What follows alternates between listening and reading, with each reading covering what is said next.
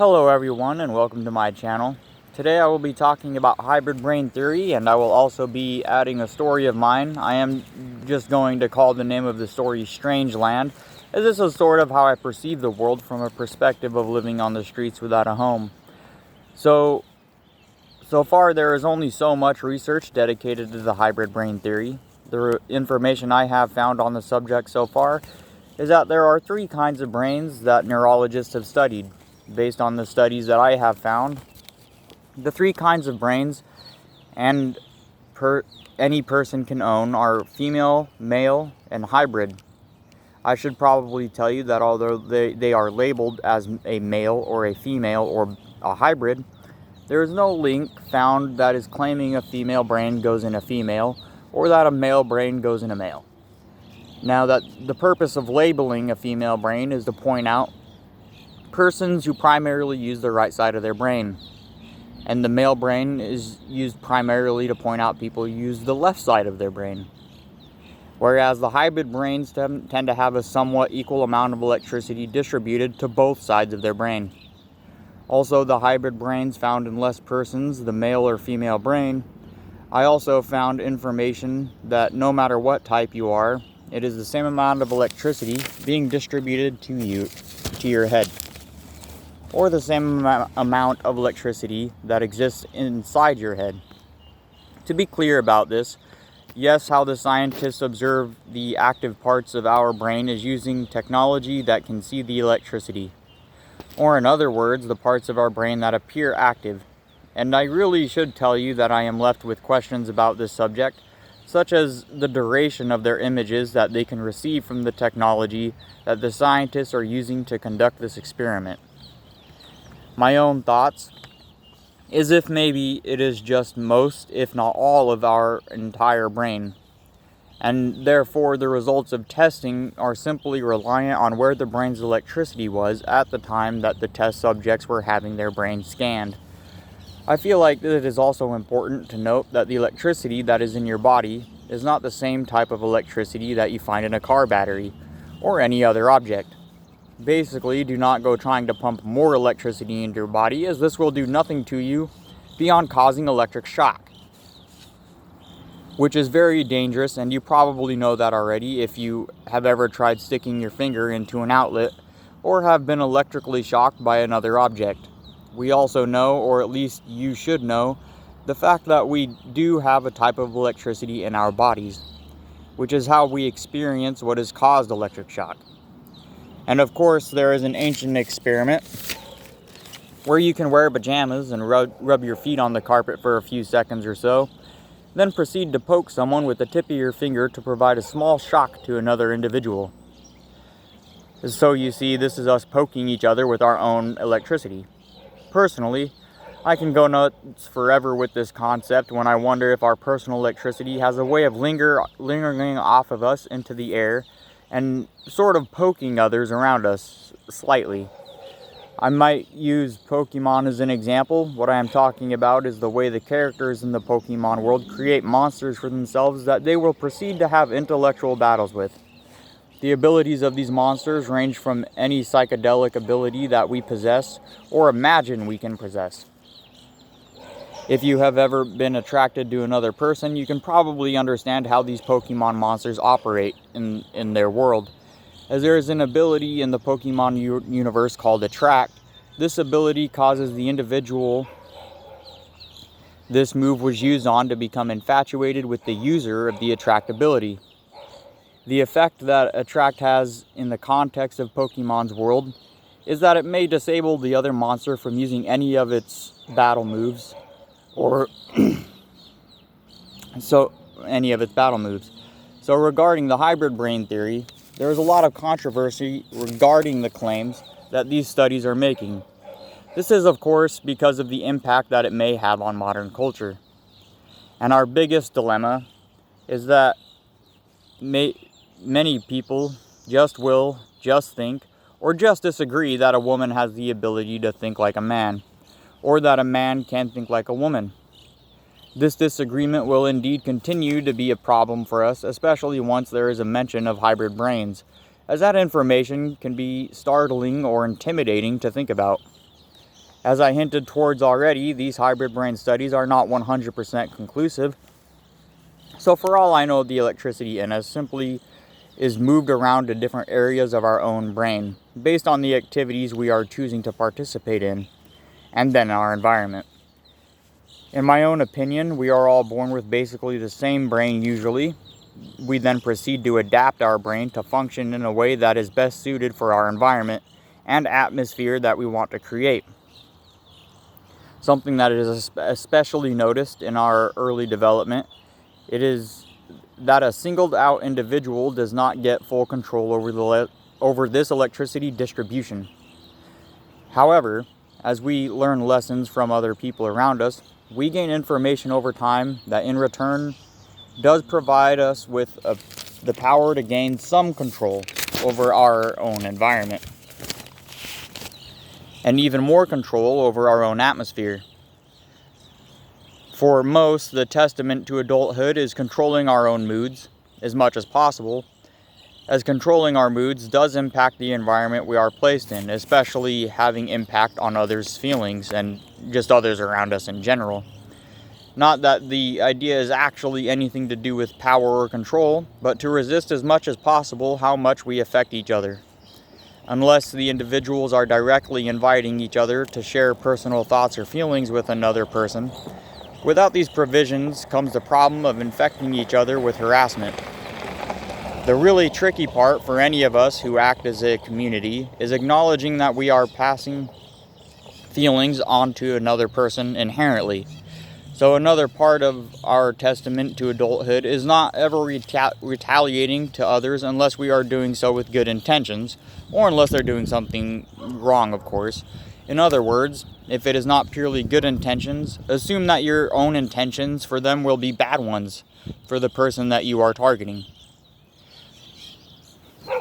One huge sign you should learn to see, if you have not already done so, is when you are lacking the ability to be honest with someone, and also when someone is lacking the ability to be honest with you. That should imply that the shady individual is going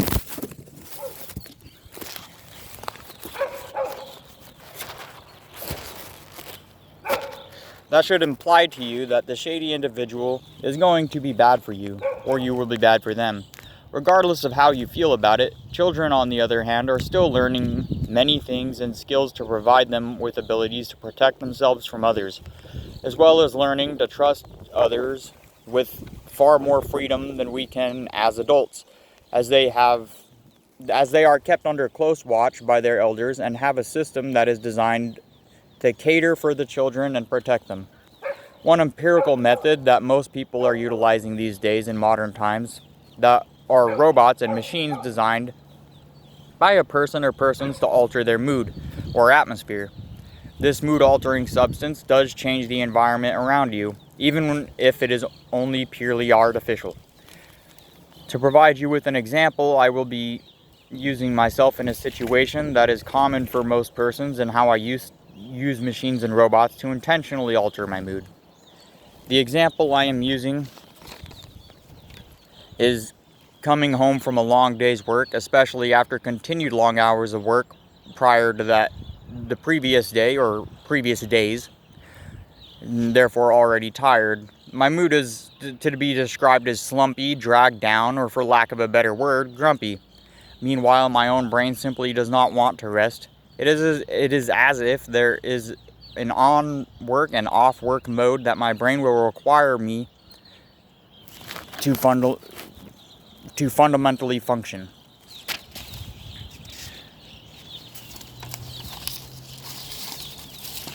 And as a result of forcing this on work or at work to remain on, it refuses to shut off.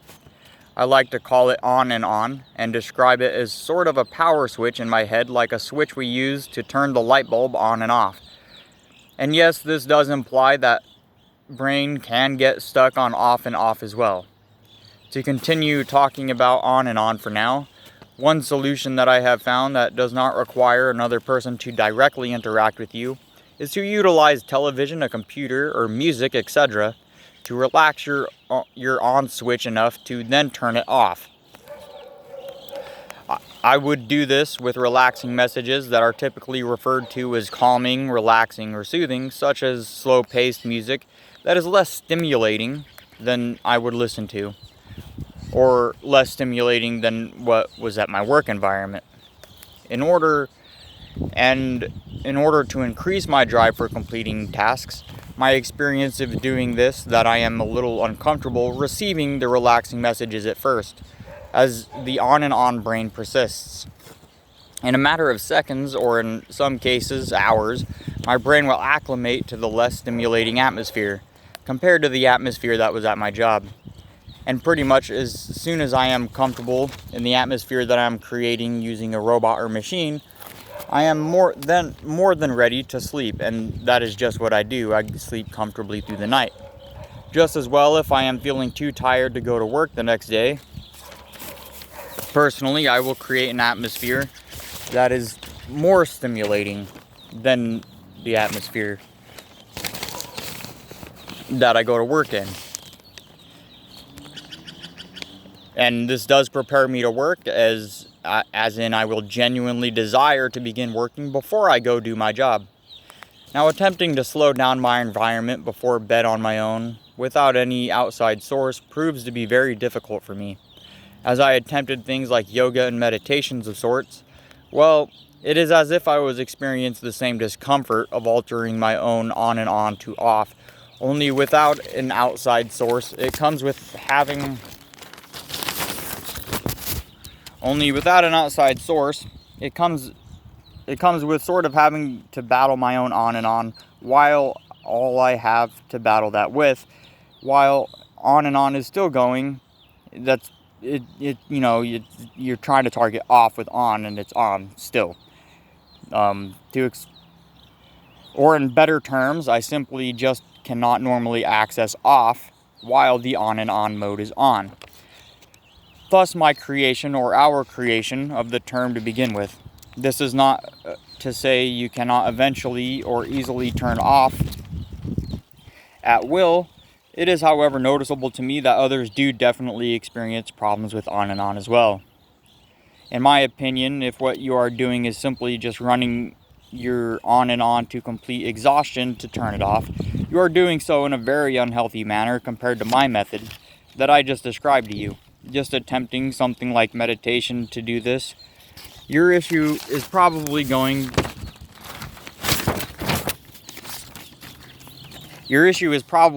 to be the same as mine. I know my camera's going nuts, but we're going to deal with it anyways.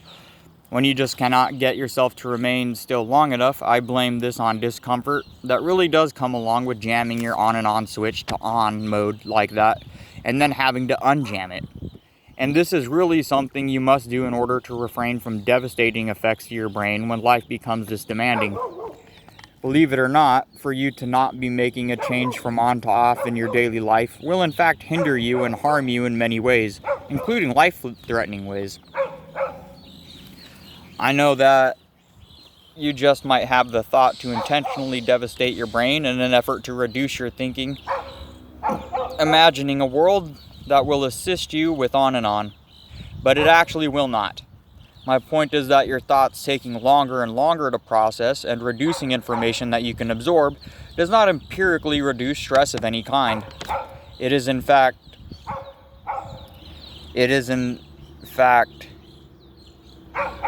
tends to increase stress, as well as reducing your ability to control your own on and on.